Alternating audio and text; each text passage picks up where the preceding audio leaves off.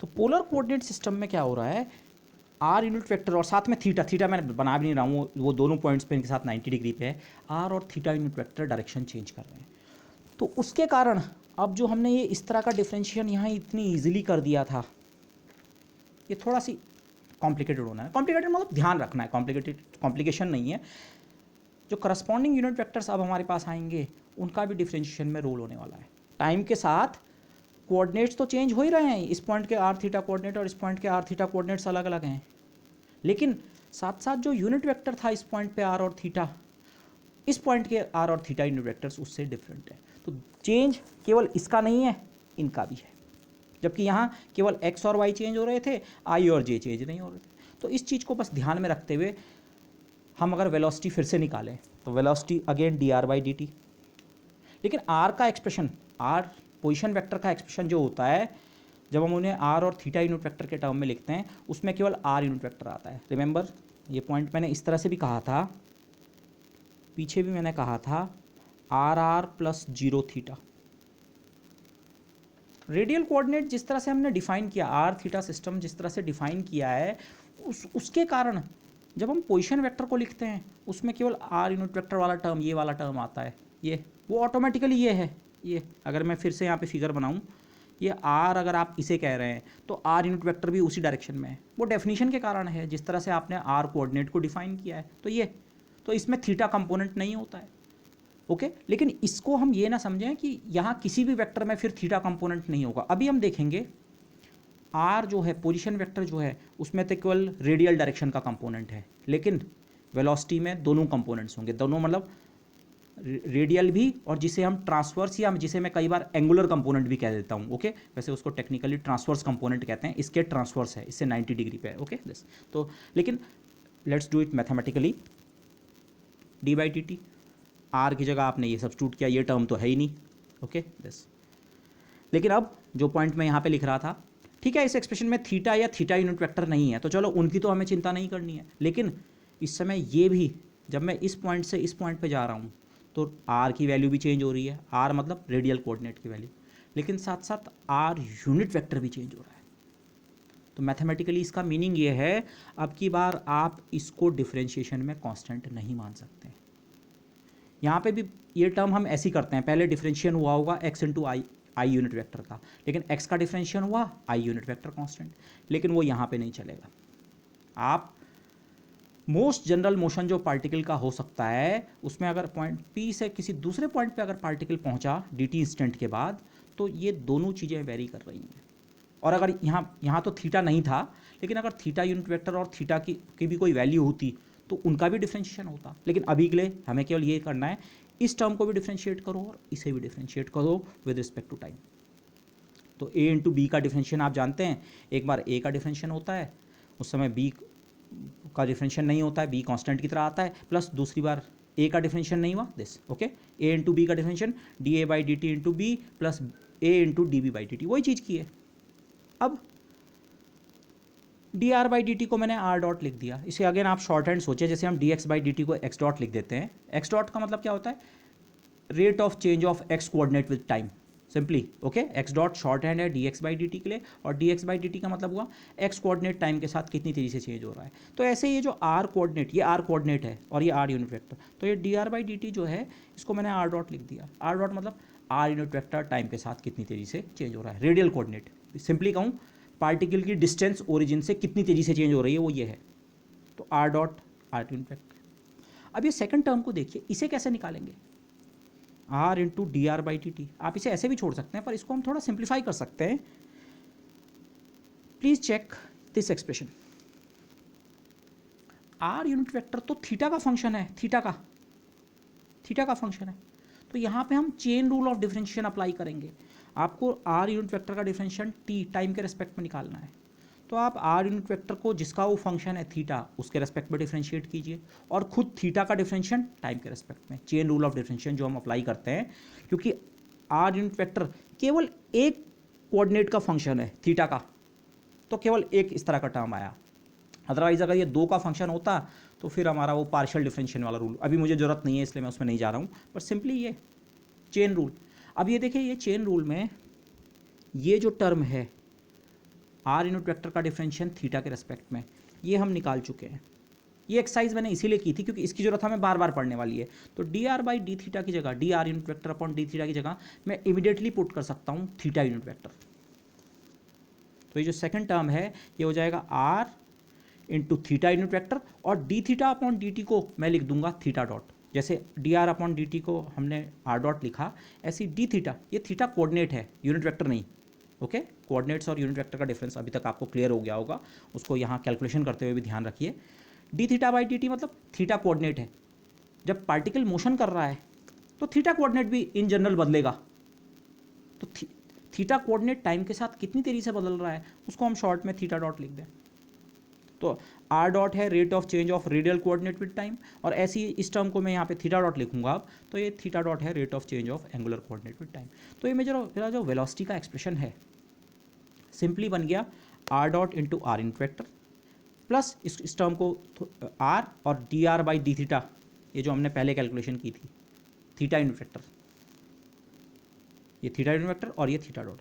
थोड़ा रीअरेंज करके लिखें तो दिस, तो यही इसी में हमारा इंटरेस्ट था।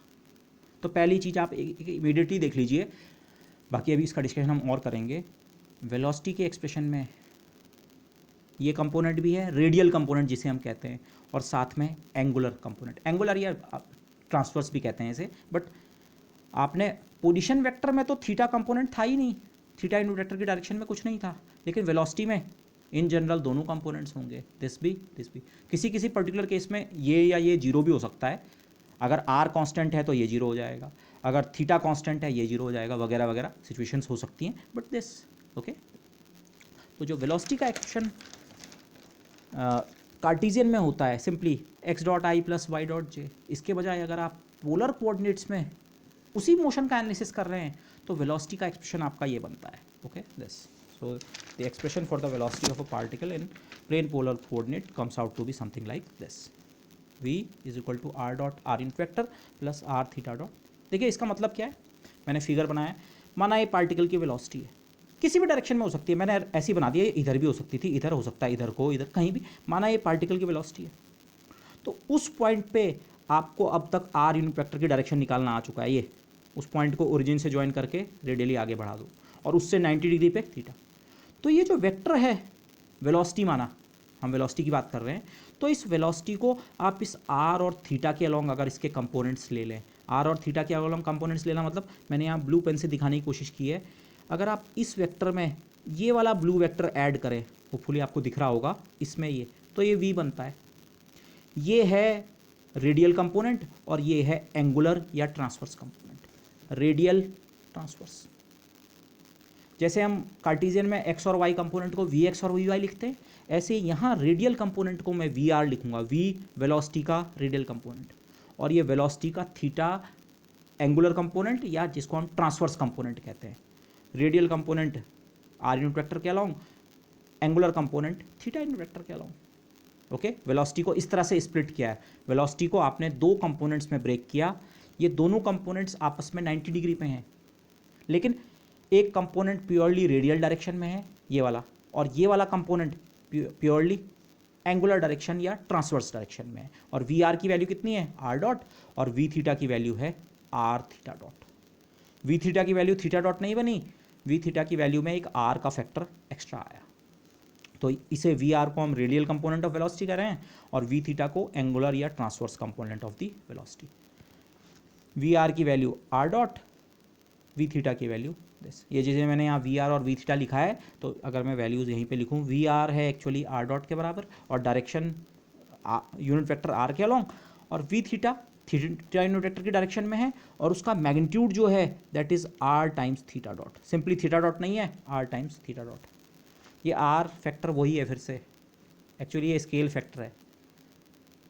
ओके, हम मैंने पिछले लेक्चर में भी डिस्क्राइब किया था, ये आर जो है यहाँ पे थीटा कोऑर्डिनेट के करस्पॉन्डिंग जो वेलोसिटी कंपोनेंट है उसमें ये जो आर का फैक्टर आया, सिंपली थीटा डॉट नहीं बनी कि वी आर आर डॉट होता है, और वी एक्स कार्टेशियन में वी एक्स एक्स डॉट होता है, और वी वाई वाई डॉट होता है, और यहाँ भी वी आर भी आर डॉट है, तो वी थीटा थीटा डॉट होगा। नो, थीटा डॉट की तो डायमेंशन भी वेलोसिटी की नहीं है, वेलोसिटी होता है डिस्टेंस अपॉन टाइम। ये अगर आप केवल थीटा डॉट लेते हैं तो इसकी डायमेंशन प्रॉपर नहीं है, तो स्केल फैक्टर इसके साथ अप्रोप्रिएट ये है, ओके दिस। और यहाँ से एक इम्पॉर्टेंट चीज़ जिसको हम यूज़ करते हैं कई बार, अगर हम वेलोसिटी का स्क्वायर निकालें, वेलोसिटी का स्क्वायर मतलब उसके मैग्नीट्यूड का स्क्वायर, तो यहाँ इस राइट एंगल ट्रायंगल में अगर आप पाइथागोरस थ्योरम इस्तेमाल करें तो वी स्क्वायर, वी का मैग्नीट्यूड का square is equal to V R square plus V theta square, और वी आर की वैल्यू है आर डॉट, तो आर डॉट का स्क्वायर, और वी थीटा की वैल्यू है आर थीटा डॉट, तो R square theta dot square. अगर आप पोलर कोऑर्डिनेट सिस्टम में एनालिसिस कर रहे हैं तो वेलोसिटी का स्क्वायर जो है आप इतना लेंगे, R dot square plus R square theta dot square, okay.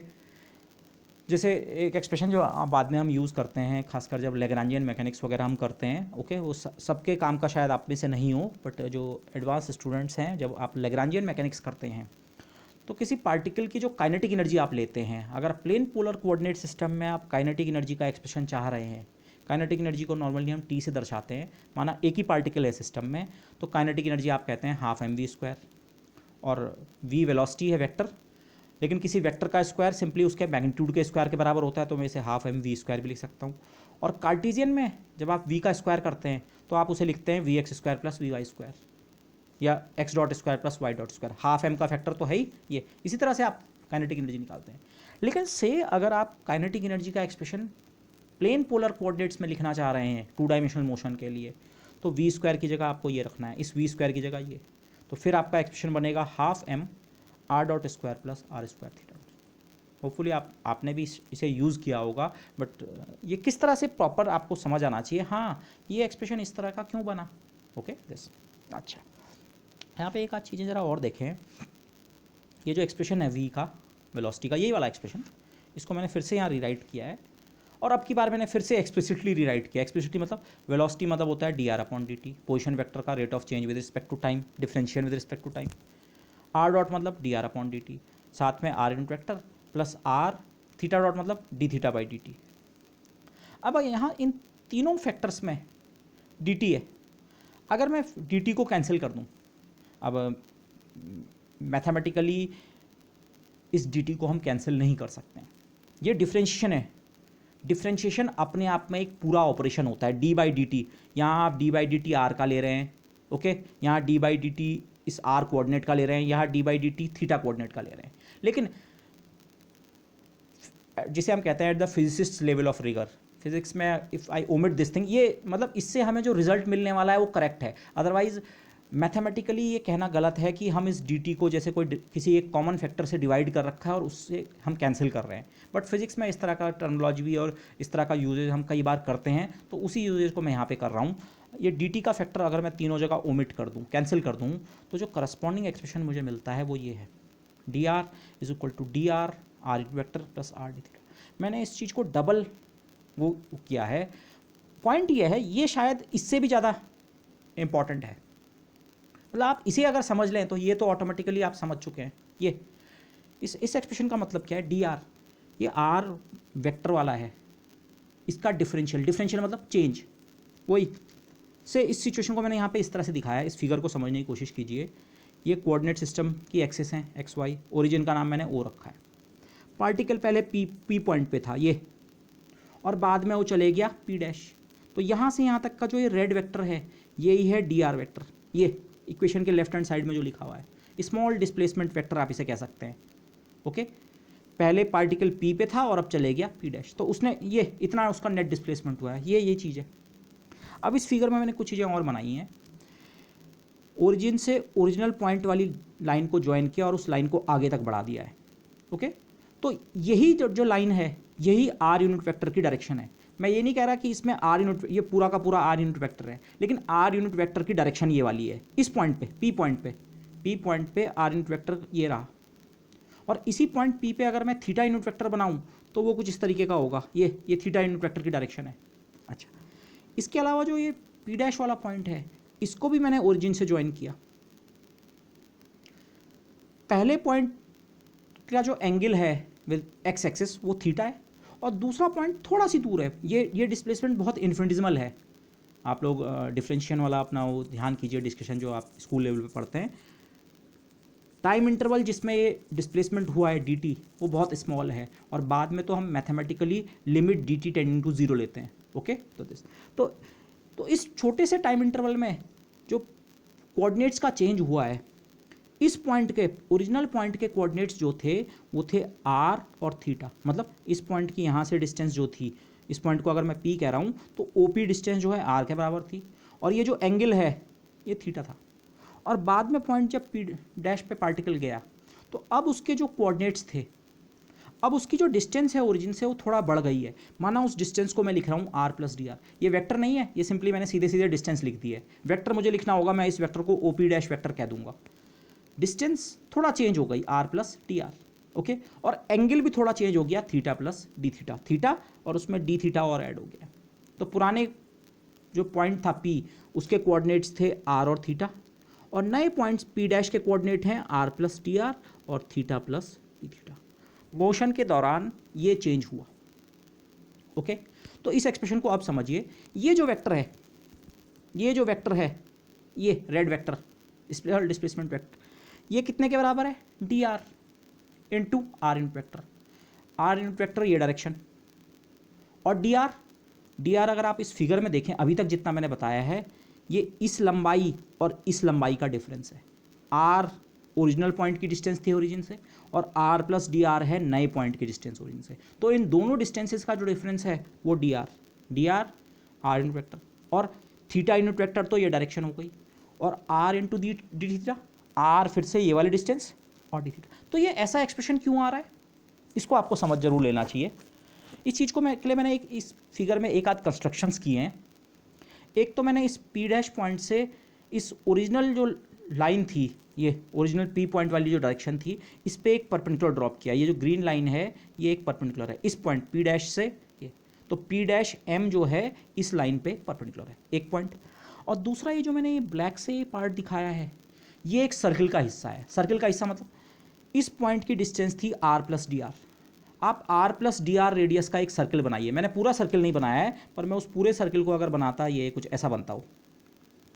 Okay, तो ये r plus D are radius का एक सर्किल मैंने बनाने की कोशिश की, तो उस सर्किल ने इस लाइन को n पॉइंट पे इंटरसेक्ट किया। ओके, ये, और उसके अलावा इस थीटा डैश वाली डायरेक्शन ने इस पॉइंट पे जो ये थीटा यूनिट वेक्टर की डायरेक्शन थी, इसने इसको माना q पे इंटरसेक्ट किया। तो ये मैंने कुछ इस तरह की कंस्ट्रक्शंस किए हैं। ये मैंने क्यों की, अब यहाँ पे जरा देखिए, प्लीज़ सी दिस केयरफुली। ये जो डिस्टेंस है O से लेकर M तक की distance, OM, this is OM, OM लगभग ON के बराबर होगा। देखिए ये M और N पॉइंट में क्या डिफरेंस था, M है परपेंडिकुलर P डैश पॉइंट से, जबकि N पॉइंट उस जो मैंने circle R plus D are radius का जो सर्किल है वो इस पॉइंट को कहाँ पे इंटरसेक्ट कर रहा है। बट अब आप ये इमेजिन कीजिए, ये डिस्प्लेसमेंट बहुत स्मॉल है। dt टाइम को हम मैथमेटिकली टेंडिंग टू ज़ीरो लेंगे, और जब time dt tending to zero होगा तो ये जो डिस्प्लेसमेंट का वेक्टर है ये भी क्या होगा, इन्फिनिटिसिमल। अभी आपको ये m और n पॉइंट दूर दूर दिख रहे हैं, मैं इसको यहाँ पे बनाने की कोशिश करता हूँ। ये p पॉइंट मैंने ये दिखाया और p डैश पॉइंट दूर पे दिखाया, तो क्या आपको क्या दिख रहा है, अच्छा परपेंडिकुलर और जो वो सर्किल का सेगमेंट है, इन ये दोनों अलग अलग हैं, काफ़ी दूर पे हैं। लेकिन अगर ये डिस्प्लेसमेंट स्मॉल हो, P और P डैश करीब करीब हों, और फिर से आप यही प्रोसेस करें, तो क्या होगा, ये परपेंडिकुलर और ये सर्किल का, अभी भी दोनों पॉइंट्स डिफरेंट हैं, पर उनके बीच का डिफरेंस क्या हो रहा है, कम हो रहा है। तो अगर आप इस लिमिटिंग केस में जाएंगे, dt टेंडिंग टू ज़ीरो, जो कि आप वेलोसिटी को डिफाइन जब करते हैं तो dt tending to zero limit लेते हैं, उस लिमिट में ये पॉइंट और ये पॉइंट एक ही हो जाएगा। ओके, तो इसीलिए मैंने ये लिखा है dt टेंडिंग टू ज़ीरो वाली लिमिट में जब हम वर्क करेंगे, तो अगर आप OM डिस्टेंस की बात करें या ON, दोनों क्या होंगे, बराबर।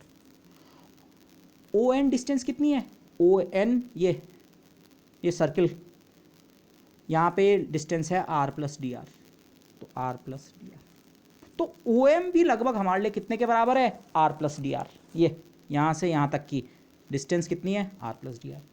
तो ये मैंने क्यों किया, अब अगर मैं इस डिस्टेंस में से यहाँ तक की डिस्टेंस में से ये OP वाली डिस्टेंस घटा दूँ, जो कि मुझे पता है ठीक r के बराबर है, तो मेरे पास कौन सी डिस्टेंस बचेगी, PM वाली। ओ एम डिस्टेंस है आर प्लस डी आर, उसमें से आर निकाल दिया मतलब ओ पी डिस्टेंस हटा दी, तो क्या बचा पी एम। तो पी एम डिस्टेंस कितने के बराबर है डी आर अप्रॉक्सीमेटली, लेकिन लिमिटिंग केस में आप इसे डी आर के बराबर ले सकते हैं। तो ये पी एम, ये डिस्टेंस यहाँ से यहाँ तक की कितनी है डी आर। अच्छा, सिमिलरली एम पी डैश जो है, एम पी डैश मतलब ये जिसको मैंने ग्रीन परपेंडिकुलर जो है ये एम पी डैश, इस डिस्टेंस और इस डिस्टेंस में ज़्यादा फर्क नहीं है। अगेन अगर आप इन्फिनिटेसिमल केस में आए, अभी आपको लगेगा ये डिस्टेंस ज़्यादा है और ये तो उसके मुकाबले कम है, पी डैश एम और क्यू पी, लेकिन फिर से वही सिचुएशन आती है, अगर ये डी आर वेक्टर अगर आपका स्मॉल हो, ये फिगर मैंने इतना बड़ा बनाया है, रेड एरो इतना बड़ा बनाया है, अगर ये रेड एरो छोटा सी होता तो इसके दोनों, इसको मैं इसके दोनों एंड पॉइंट्स पे लाइंस कह सकता हूँ, इसके दोनों एंड पॉइंट्स पे लाइन के बीच का जो डिफरेंस है ये क्या हो जाता नेग्लिजिबल। तो लिमिटिंग केस में अगेन पी डैश एम लो चाहे पी क्यू लो एक ही बात होती है, अप्रॉक्सीमेटली इक्वल। और पी क्यू आपको पता है ये डिस्टेंस कितनी है,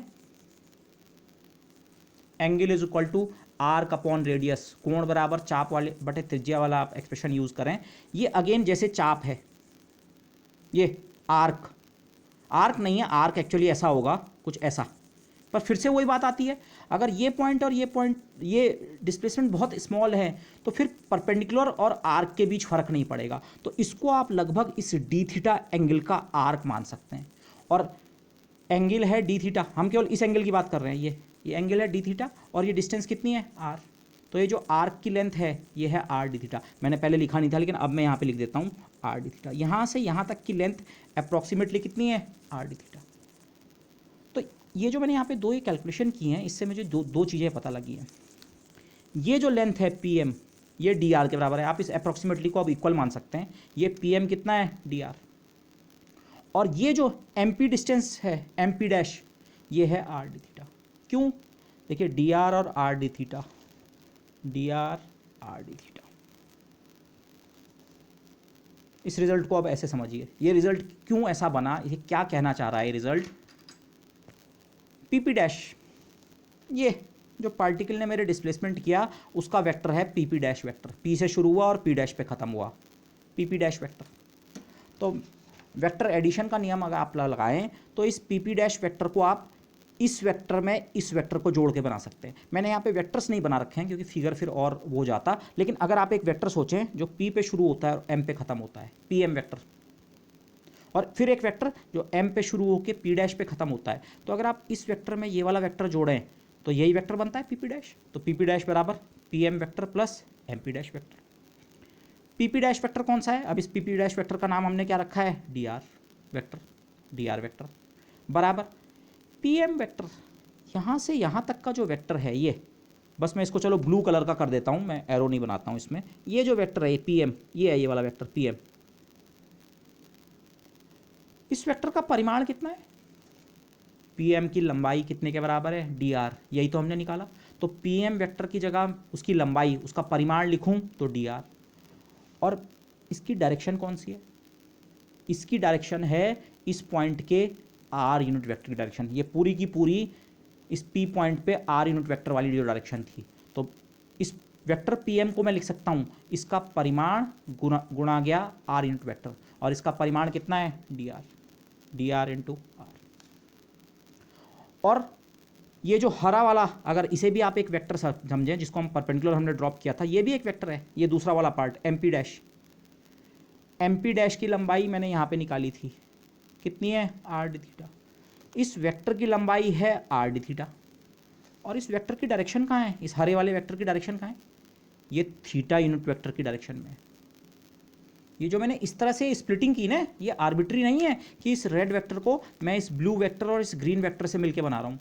ये ब्लू वेक्टर रेडियल डायरेक्शन में है और ये ग्रीन वेक्टर एंगुलर या ट्रांसवर्स डायरेक्शन में है। लेकिन रेडियल डायरेक्शन में कितनी लंबाई, कितना परिमाण, डी आर के बराबर, और एंगुलर डायरेक्शन में कितना परिमाण, हमने जैसे भी निकाला उसे अप्रॉक्सीमेट करके, एंगुलर डायरेक्शन में जो परिमाण जो लंबाई है वो कितनी है आर डी थीटा। तो अब आप इसको और इसको चेक कीजिए, ये और ये एग्जैक्टली सेम एक्सप्रेशन है, लेकिन यहाँ मैं दूसरे तरीके से आया, वेलोसिटी वाले एक्सप्रेशन से आया, ओके, डी टी के कैंसिलेशन को वो करते हुए, माना हमने उसे मान लिया कि dt कैंसिल हो गया, लेकिन यहाँ आप फिगर में समझिए ये एक्चुअली एक्सप्रेशन कह क्या रहा है।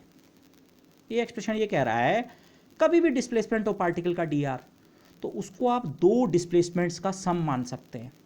एक डिस्प्लेसमेंट जिसका परिमाण dr के बराबर है, रेडियल कोऑर्डिनेट में जो चेंज हुआ उसके बराबर, लेकिन किस डायरेक्शन में, r यूनिट वेक्टर के डायरेक्शन में।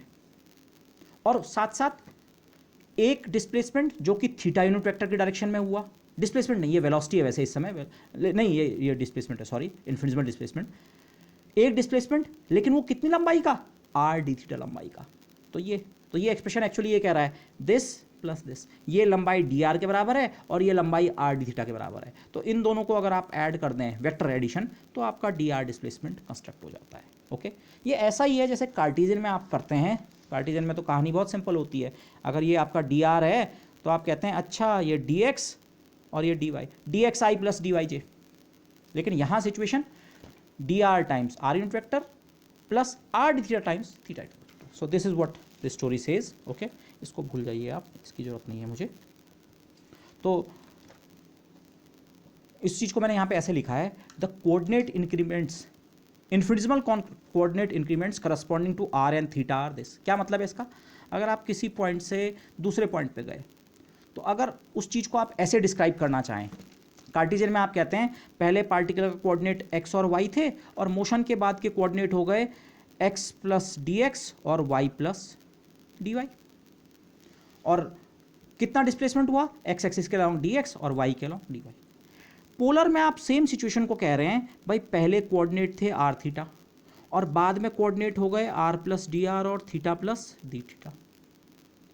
लेकिन जो डिस्टेंस के कंपोनेंट्स हैं वो है dr और r d theta. Coordinate increments जो है इसी वेक्टर को अगर आप रेडियल और ट्रांसवर्स कंपोनेंट्स में ब्रेक कर रहे हैं तो dr के जो कंपोनेंट बन रहे हैं, एक कंपोनेंट तो dr लेंथ का है लेकिन ये वाला कंपोनेंट d थीटा लेंथ का नहीं है। d थीटा तो की तो डायमेंशन भी लेंथ की नहीं होती है, वो है r d theta. This okay, ये बहुत छोटा पॉइंट है but this is an important notion. Okay, this तो द कोऑर्डिनेट इंक्रीमेंट, जो कोऑर्डिनेट्स में चेंज हुआ, कोऑर्डिनेट में इंक्रीमेंट हुआ corresponding to r and theta. r में कितना इंक्रीमेंट हुआ, dr के बराबर, और थीटा कोऑर्डिनेट के करस्पॉन्डिंग डिस्टेंस में कितना चेंज हुआ, डिस्टेंस में चेंज होता है r d थीटा। अगेन आप देख रहे हैं थीटा कोऑर्डिनेट के साथ ये स्केल फैक्टर आ रहा है।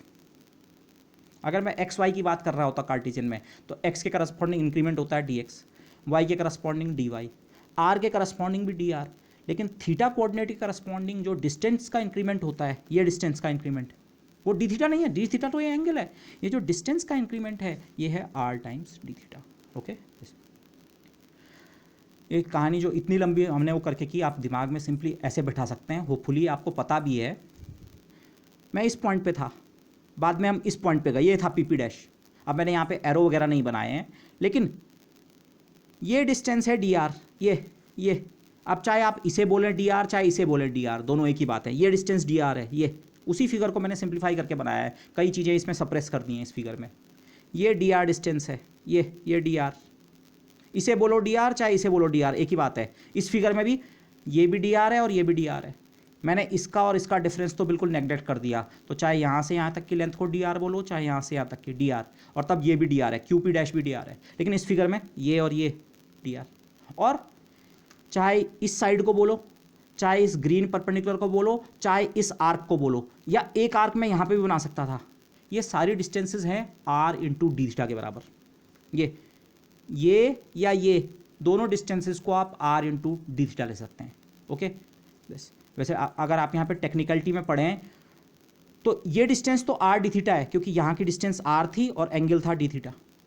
इस पॉइंट की जो रेडियल डिस्टेंस है actually R plus D R है, और एंगल फिर से कितना है डी थीटा। कोण बराबर चाप बटे त्रिज्या वाला आप एग्जाम्पल यूज करें तो टेक्निकली ये लेंथ इससे थोड़ा ज़्यादा है, कितनी, R plus D R into D theta. पर यहाँ जब आप मल्टीप्लीकेशन करेंगे आपको मिलेगा आर डी थीटा प्लस, इस तरह के टर्म को हम कहते हैं सेकेंड ऑर्डर डिफरेंशियल टर्म।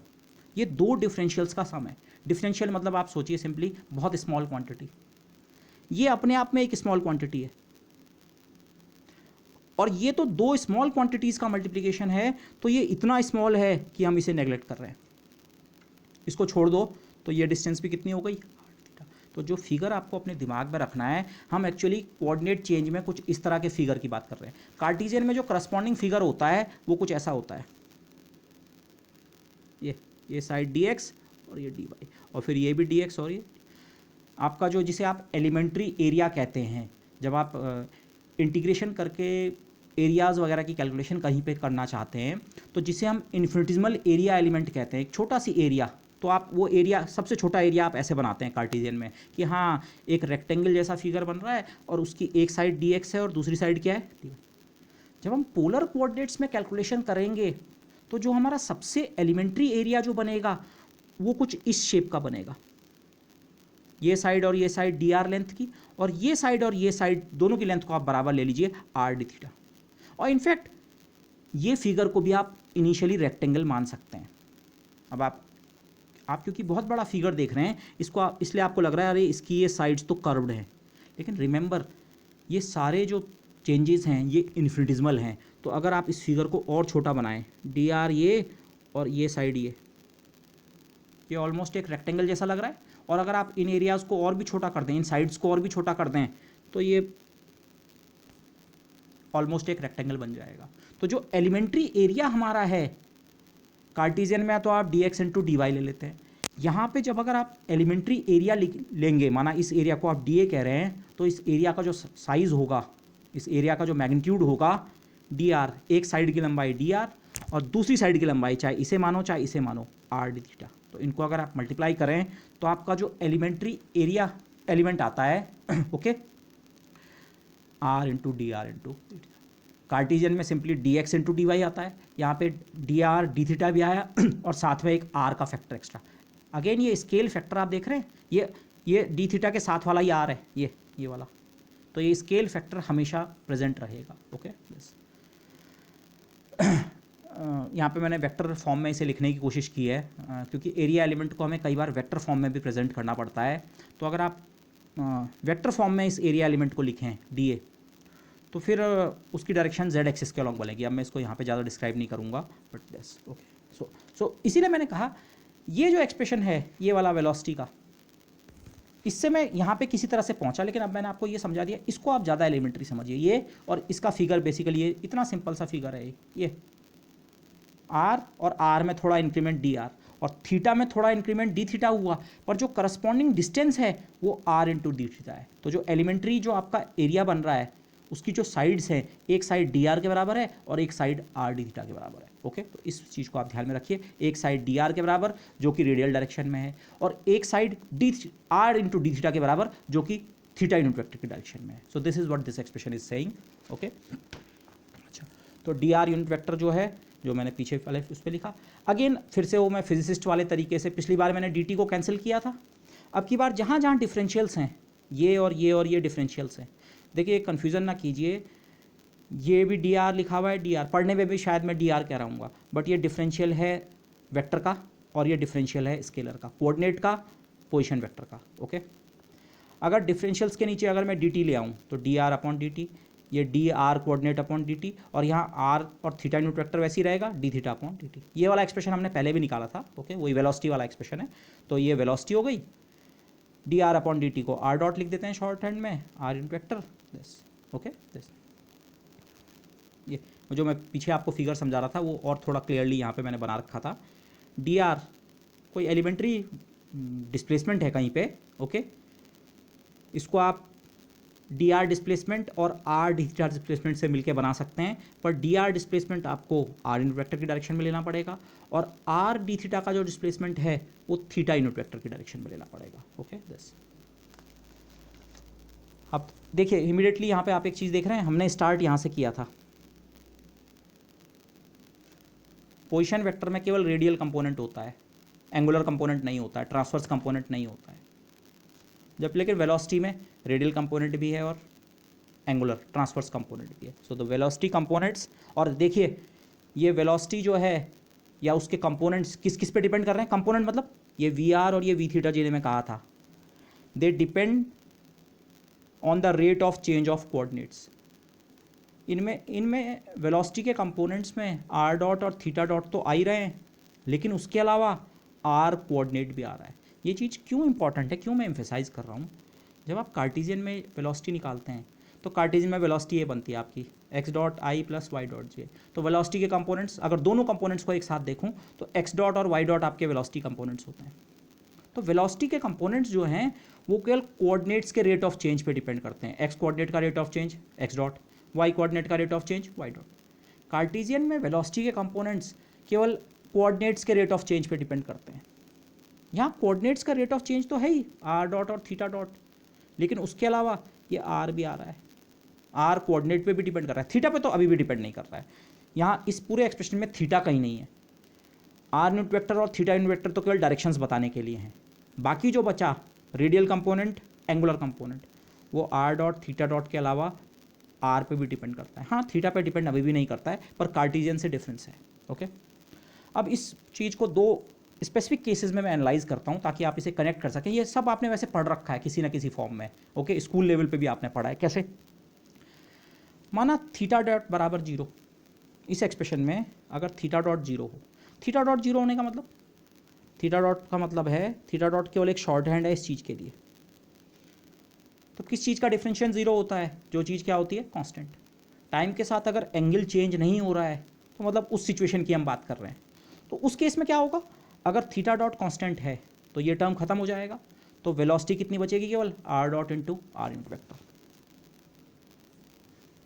इसको फिगर में समझने की कोशिश करें। थीटा कांस्टेंट, हमने मोशन तो करना है, वेलोसिटी है, मोशन हो रहा है, लेकिन मोशन के दौरान एंगल क्या है? कांस्टेंट। एंगुलर कोऑर्डिनेट, एंगल के बजाय एंगुलर कोऑर्डिनेट कहें। मतलब पहले अगर पी पॉइंट ये था तो पी डैश पॉइंट उसी लाइन के अलॉन्ग है। लाइन मतलब ये वाली लाइन। क्यों?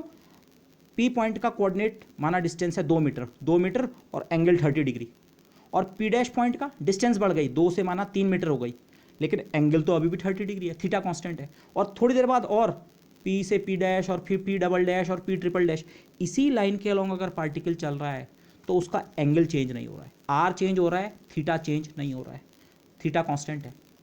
तो मतलब आप कैसे मोशन की बात कर रहे हैं? रेडियल मोशन, रेडियल डायरेक्शन के अलॉन्ग, जिसको मैंने ऐसे कह रहा हूँ, इसी को हम कहते हैं प्योर रेडियल मोशन। अगर पार्टिकल किसी रेडियस वेक्टर के अलॉन्ग रेडियल डायरेक्शन में मूव कर रहा है तो उस केस में थीटा डॉट की जगह आप जीरो ले सकते हैं। होगा, थीटा डॉट की जगह जीरो ले नहीं सकते, होगा थीटा डॉट जीरो होगा, और तब वेलोसिटी केवल ये बचेगी। इसको इंटरप्रेट करना बड़ा आसान है। एक सिंपल, आपने किसी वेक्टर को, एक यूनिट वेक्टर और उसके मैग्नीट्यूड का प्रोडक्ट लिख दिया है। आर यूनिट वेक्टर डायरेक्शन बता रहा है, वो आप इस फिगर में भी देख लें। हमेशा वेलोसिटी की डायरेक्शन कहाँ होगी? अगर पार्टिकल ये जा रहा है पी बी डैश और फिर ऐसे ही आगे, तो वेलोसिटी इस डायरेक्शन में है। किस डायरेक्शन में? R unit vector. वेलोसिटी में कोई थीटा कंपोनेंट नहीं है, वो खत्म कर दिया हमने, theta dot equal to zero लेके ये कंपोनेंट खत्म हो चुका है, ये वाला। तो वेलोसिटी प्योरली कहाँ है? रेडियल। प्योर रेडियल मोशन में वेलोसिटी कहाँ होगी? Purely radial, direction of velocity. और उस वेलोसिटी का मैग्नीट्यूड कितना है? पार्टिकल कितनी तेजी से जा रहा है, डायरेक्शन तो पता लग गई ये, और कितनी तेजी से जा रहा है? D are by t T. जितनी तेजी से उसका डिस्टेंस कोऑर्डिनेट टाइम के साथ चेंज हो रहा होगा। अगर प्योर रेडियल मोशन है तो अगर पार्टिकल पहले यहाँ पे था और थोड़ी देर बाद यहाँ पे पहुँचा, तो कुल मिला के स्पीड कितनी होगी? अगर मैं वेलोसिटी के मैग्नीट्यूड को स्पीड कह सकूँ, this distance upon time, D R upon D T. Okay, magnitude of velocity, this is how fast the particle is going. ये बेसिकली लीनियर मोशन हो गया, सिंपली एक लाइन के अलॉन्ग मोशन है, लीनियर मोशन। ओके, अच्छा, एक इसका दूसरा एक्सट्रीम केस डिस्कस करें। यहाँ हमने थीटा कोऑर्डिनेट को कांस्टेंट लिया, अगर इसके बजाय रेडियल कोऑर्डिनेट कांस्टेंट हो तो, अगर आर कांस्टेंट है तो आर डॉट कितना होगा? जीरो। आर कांस्टेंट है और माना उस कांस्टेंट की वैल्यू ए है, पार्टिकल की डिस्टेंस जो है ओरिजिन से वो फिक्स्ड है, माना ए के बराबर है। ए कितना भी हो सकता है, माना 3 मीटर, आप दिमाग में 3 सोच लीजिए, मैंने जनरल केस ले लिया ए, माना ए, तो आर डॉट कितना होगा? जीरो। कांस्टेंट का डिफरेंशियल जीरो, तो आर डॉट अगर जीरो है तो ये वाला टर्म खत्म हो जाएगा और तब केवल ये टर्म बचेगा, और इस टर्म में भी आर की जगह आप ए रख देंगे। आर की वैल्यू फिक्स है पूरे मोशन में, तो वेलोसिटी कितनी हो जाएगी? A theta dot theta unit vector. Figure में देखें कैसा मोशन आप डिस्क्राइब कर रहे हैं? Circular motion.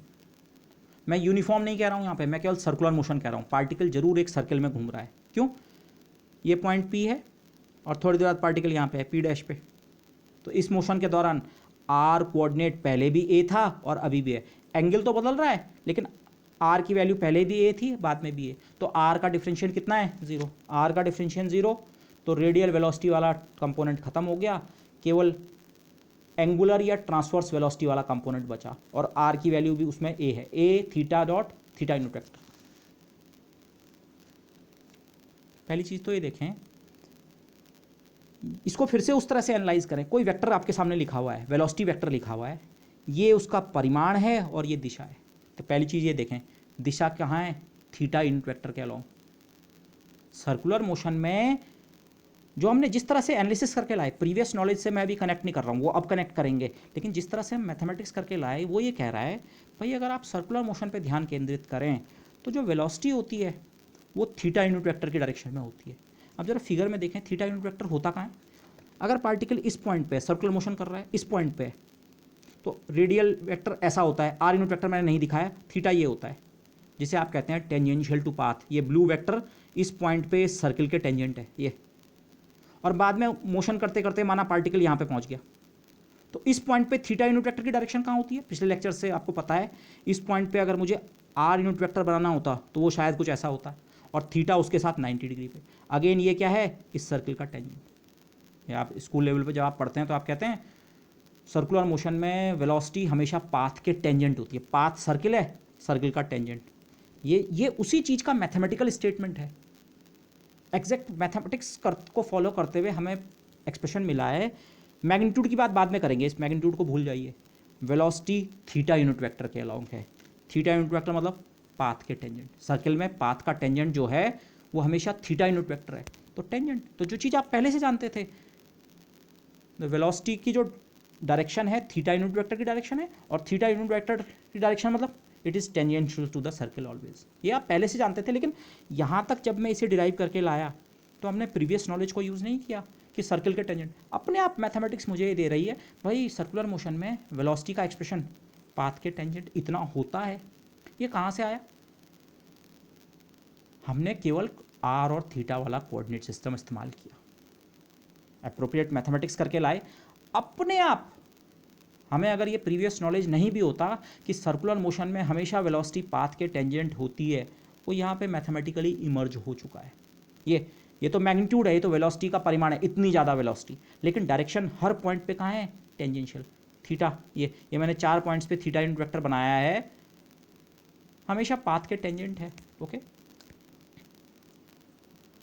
देखिए इस समय रेडियल कंपोनेंट क्यों नहीं है, इसको भी समझिए आप। वैसे तो मैथमेटिकली हमने ये कहा क्योंकि हमने आर को कांस्टेंट लिया है, तो ये कंपोनेंट, ये वाला कंपोनेंट खत्म हो गया, रेडियल कंपोनेंट। वेलोसिटी में इस समय रेडियल कंपोनेंट है ही नहीं, अगर पार्टिकल इस पॉइंट पे है तो वेलोसिटी ये है, उसकी वेलोसिटी में ये वाला कंपोनेंट बिल्कुल गायब है। वेलोसिटी ऐसी नहीं है कि उसमें एक थोड़ा ये वाला कंपोनेंट और थोड़ा ये वाला कंपोनेंट, वेलोसिटी पूरी तरह से टेंजेंशियल है। क्यों ऐसा हुआ, रेडियल कंपोनेंट क्या करता है, अगर आर डॉट जीरो ना हो, आर डॉट जीरो नहीं होने का मतलब D are by D T zero नहीं है, और किसी चीज़ का अगर डिफरेंशियल जीरो ना हो इसका मतलब वो चीज़ समय के साथ क्या हो रही है, चेंज।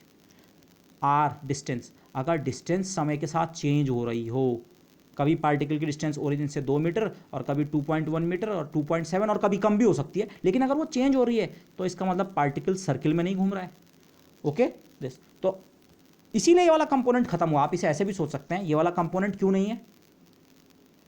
अगर मैं आपको इसको स्कूल लेवल वाले से रिलेट करता हूँ, स्कूल लेवल पे शायद कुछ हम ऐसा कहते हैं कि सर्कुलर मोशन में वेलोसिटी केवल पाथ के टेंजेंट होती है, वो मैथमेटिकली तो मिल गया, लेकिन अब आप उसको और उससे भी समझ सकते हैं। इस समय वेलोसिटी में रेडियल कंपोनेंट क्यों नहीं है, क्योंकि रेडियल कंपोनेंट की प्रेजेंस का मतलब ये होता पार्टिकल की डिस्टेंस ओरिजिन से चेंज हो रही है, लेकिन सर्कुलर मोशन का मतलब डिस्टेंस हमेशा फिक्स्ड है, ओरिजिन या सेंटर से डिस्टेंस फिक्स्ड है, तो इसलिए रेडियल कंपोनेंट हो ही नहीं सकता था। आप ऐसे भी उसे समझ सकते हैं, अगर रेडियल कंपोनेंट होता, माना किसी वेलोसिटी में अगर ये कंपोनेंट मौजूद है, इस कंपोनेंट के मौजूद होने का मतलब आर डॉट जीरो नहीं है, और आर डॉट जीरो नहीं होने का मतलब है आर टाइम के साथ चेंज हो रहा है, डिस्टेंस टाइम के साथ चेंज हो रही है। तो अगर डिस्टेंस टाइम के साथ चेंज हो रही है तो आप सर्किल की तो बात कर ही नहीं सकते। तो circular motion, pure circular motion होने के कारण ये कंपोनेंट क्या था। अब थोड़ा सी मैग्नीट्यूड को भी देख लें, वेलोसिटी की डायरेक्शन की बात हो गई, और वेलोसिटी का परिमाण कितना है, किसी भी पॉइंट पे वेलोसिटी का परिमाण है ए इंटू थीटा डॉट, ये टर्म था ए इंटू थीटा डॉट, वेलोसिटी का जो परिमाण, ये मैंने वेक्टर नहीं लिखा है, केवल मैग्नीट्यूड लिखा है। ओके, इसको मैं और ऐसे भी लिख सकता था, इसे मैं केवल वी थीटा भी लिख सकता था। इस समय वेलोसिटी में केवल ट्रांसवर्स कंपोनेंट है, रेडियल कंपोनेंट तो है ही नहीं, तो पूरी की पूरी वेलोसिटी में केवल ट्रांसवर्स कंपोनेंट है, और उसका परिमाण कितना है, A theta dot. Theta dot कितना होता है, D theta by D T. इसको फिर से मैं आपके स्कूल लेवल नॉलेज से रिलेट करूँ, D theta by D T वही चीज़ है जिसको आप ओमेगा से नॉर्मली रिप्रेजेंट करते हैं, एंगुलर वेलोसिटी। एंगल कितनी तेज़ी से टाइम के साथ चेंज हो रहा है, rate of change of angle with time. जो पार्टिकल ये सर्कल में घूम रहा है, कितनी तेज़ी से इसका जो एंगुलर कोऑर्डिनेट थीटा है ये समय के साथ चेंज हो रहा है, उसी को तो आप एंगुलर वेलोसिटी कहते हैं। वी लीनियर वेलोसिटी है, linear velocity is equal to A radius into omega angular velocity. ये एक्सप्रेशन भी वहाँ आप यूज़ करते हैं, linear velocity is equal to A. ये ए एक्सेलरेशन नहीं है, आगे जब हम बात करेंगे तो ए हमारे एक्सेलरेशन के लिए आ जाएगा, लेकिन अभी ए मैंने रेडियस के लिए लिया है, radius into angular velocity. Rotational motion में आप ये जानते हैं S is equal to R theta, V is equal to R omega. S मतलब linear displacement, R radius, again मैंने रेडियस को जनरल केस के लिए लिख दिया है, कोई जरूरी नहीं ए रेडियस के सर्कल में हो। अगर पार्टिकल का मोशन बी रेडियस के सर्कल में है तभी भी इस तरह का एक्सप्रेशन आएगा, ए की जगह बी आ जाएगा। सी रेडियस का है, सी आ जाएगा। तो अगर आर रेडियस के सर्कल में अगर कोई ऑब्जेक्ट थीटा डिस्टेंस ट्रेवल करती है तो जो उसका लीनियर डिस्प्लेसमेंट होता है वो ये, अगेन ये कोण बराबर चाप बटे त्रिज्या वाले एक्सप्रेशन को रीराइट किया है। और अगर आप इस एक्सप्रेशन को डिफ्रेंशिएट करें टी के रेस्पेक्ट में, तो डिस्प्लेसमेंट का डिफरेंशिएशन आपको वेलोसिटी देता है। आर कांस्टेंट है, हम सर्कुलर मोशन की बात कर रहे हैं तो आर कांस्टेंट है, और D theta by D T होता है ओमेगा, वही चीज़ है ये। ओके, तो जो स्कूल लेवल पे आप ये पढ़ते हैं कि ये रिलेशंस होते हैं, वहाँ भी हम उसको समझ के वो करते हैं, लेकिन यहाँ पे ऑटोमेटिकली केवल हमने आर और थीटा कोऑर्डिनेट सिस्टम इसमें अगर वर्क करना शुरू किया, अपने आप अप्रोप्रिएट एक्सप्रेशंस जो हैं वेलोसिटी और उसकी डायरेक्शन और वो सब कुछ अपने आप ऑटोमेटिकली निकल के आ रहा है। ओके, बस इसमें दो केस आ सकते हैं, ये हम अगले उसमें देखेंगे जब हम एक्सेलरेशन की बात करेंगे। ये ओमेगा खुद कांस्टेंट भी हो सकता है, मतलब ओमेगा टाइम के साथ चेंज ना हो रहा हो, पार्टिकल की एंगुलर वेलोसिटी जितनी यहाँ पे है उतनी यहाँ पे पूरे सर्किल में मोशन के दौरान, पूरे सर्कुलर मोशन के दौरान ओमेगा कांस्टेंट भी हो सकता है।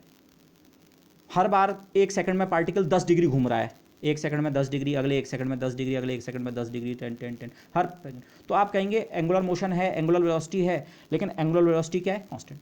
और फिर एक केस ऐसा भी आ सकता है, एंगुलर वेलोसिटी खुद टाइम के साथ चेंज हो रही हो, पहले एक सेकंड में पार्टिकल 10 डिग्री घूमा, अगले एक सेकंड में 12 डिग्री, उससे अगले एक सेकंड में 22 डिग्री, उससे अगले सेकंड में 90 डिग्री। मतलब अगर मैं वैसे बोलूँ, ज़्यादा तेज़ी से अगर उसका रोटेशन हो रहा है धीरे धीरे, तो ओमेगा टाइम के साथ हो सकता है बढ़ रहा हो या हो सकता है घट रहा हो, तो ओमेगा टी का फंक्शन भी हो सकता है।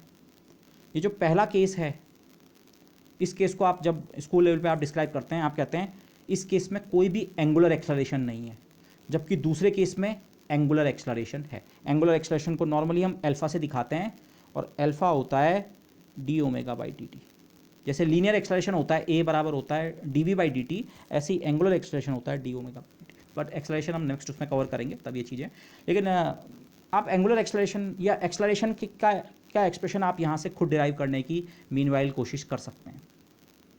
जो मैथमेटिक्स हमने यहाँ से यहाँ आने में की, इस एक्सप्रेशन को टी के रेस्पेक्ट में डिफ्रेंशिएट किया, ये एक्सप्रेशन मिला। अब आप इस एक्सप्रेशन को अगर टी के रेस्पेक्ट में डिफ्रेंशिएट करेंगे, आपको एक्सेलरेशन का एक्सप्रेशन मिलेगा। वो थोड़ा और इन्वॉल्व होगा, उसका भी हम इंटरप्रिटेशन करेंगे उसके टर्म्स का, लेकिन मीनवाइल वो उसकी मैथमेटिक्स आप खुद भी करने की कोशिश कर सकते हैं। तो ये जो मैंने आज के इसमें डिस्कस किया लेक्चर में, पॉइंट ये था, ये जो हमें नॉलेज लास्ट में मिला, ये आप कहेंगे हमें पहले से भी पता था, बट मैंने तो यहाँ पे केवल कोऑर्डिनेट्स यूज़ किए, एक्स वाई के बजाय मैंने केवल R theta coordinate system use किया और जस्ट मैथमेटिक्स को पुश किया, अपने आप मुझे मिल गए रिजल्ट।